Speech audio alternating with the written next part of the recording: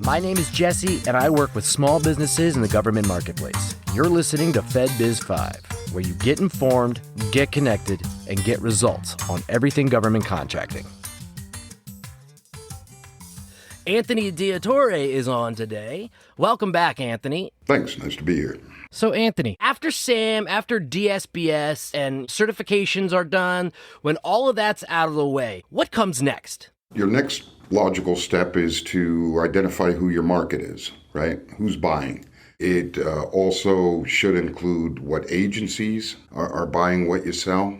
And then you have to think of a way to get in front of these people and market yourself to them. Okay. You don't want to do it.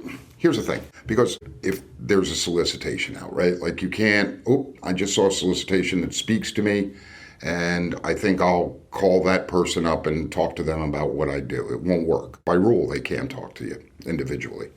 But if you know who these people are, well, you can start making a case for yourself, letting them know who you are, because they how would they know if you don't tell them? You know, tell them how you could help them save money, better product, whatever that thing that speaks to your goods or services. Get in front of them and let them know you exist, because they're always kind of looking. Right. They want to include small businesses. It's their intention to, but it's just not always as easy as if they don't know who they are. Thank you for that. I appreciate it. So, should someone focus on any particular agency? I think that initially, if you find out who the people are that are buying what you're selling, it becomes pretty apparent quickly what agencies are your priorities.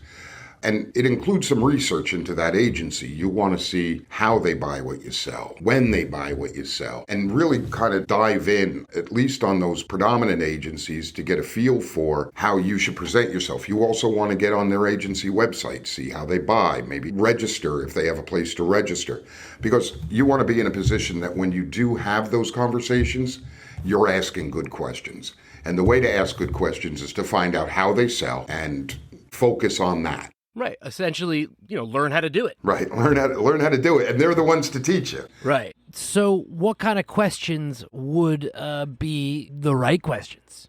If they have forecasting, you want to know so that you can speak to that. If they post their agency-specific solicitations, you want to know that. And by the way, it sounded like I was steering you away from solicitations. I think reading solicitations is good. I think that it gives you a clearer idea of the sort of things they're looking for and how they prioritize certain aspects. And that will help you, too, when you're talking to these buyers on how to position yourself, what you should emphasize, because now you'll know what's important to them.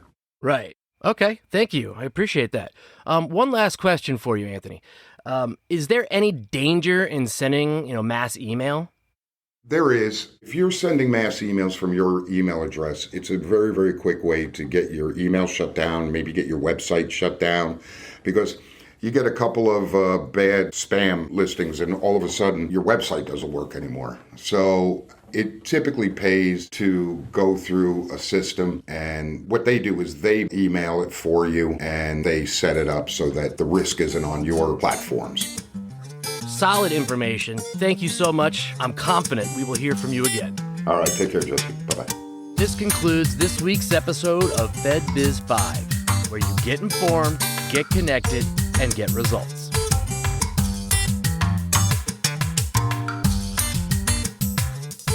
Today's podcast is sponsored by FedBiz Access, government contracting made simple. Visit them at fedbizaccess.com or contact them at 888-299-4498.